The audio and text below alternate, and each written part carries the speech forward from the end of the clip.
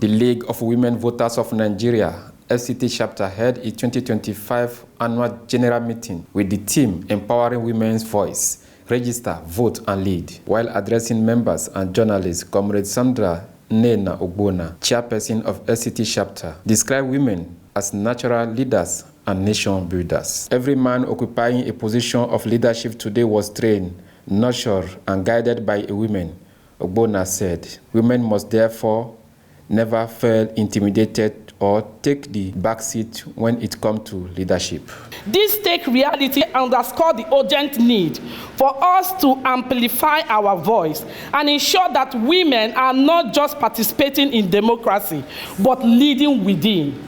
I believe most of us here as mothers are already leaders from our homes, because most of the men sitting in the National Assembly today, we are trained by us. That is to say, the quality of leadership has been bettered in us as a woman. So nobody should tell you that you don't have the qualification nor the experience enough to stand and be a leader or even lead this nation or to be in the parliament, because you have been doing the work right from home in the house for the past centuries, and today is not an exception. Furthermore, she called on all women present to be committed, that only commitment can help them achieve what they are fighting for. As we gather here today, let us be committed. Commitment is the key. No matter what we hear today, no matter what we say, if we're not committed to this cause, it's not achievable. The kind of commitment we are talking today is not a personal commitment. We all have our personal goals, but right now we need to have a collective commitment. And that collective commitment is the commitment of one cause. We want to see our women in the table of decision and also in the parliament. Delivering the keynote address, Mrs. Chika Kumle, Executive Director of Women Development Monitoring Initiative, commended the League for its impact over the years in moving women from being mere voters to becoming candidates on the ballot. Over the years, League of Women Voters have built the capacity of women to see themselves in position of leadership, to serve quality leadership to the Nigerian people.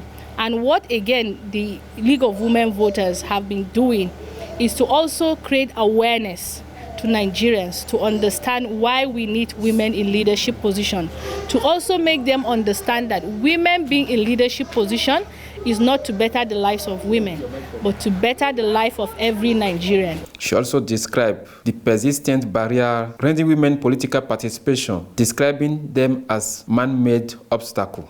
Barriers for women's political participation, we know, are artificially created and deliberately created to put them out.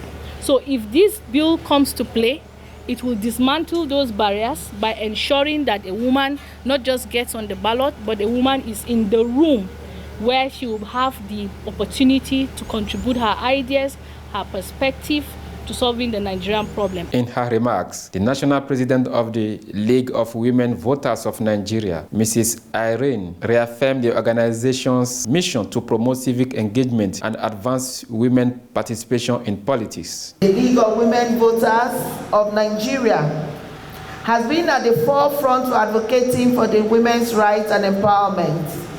Our mission to promote civic education, advocate for policies that benefit women and girls, and support women's participation in politics can never be overemphasized. Today, I urge you all to redouble your efforts in agitating for women to register as members of political parties and contest for elections. She concluded with a rallying call for unity and participation among women. Let us work together to create a Nigeria where every woman has equal opportunities to participate in politics and leadership.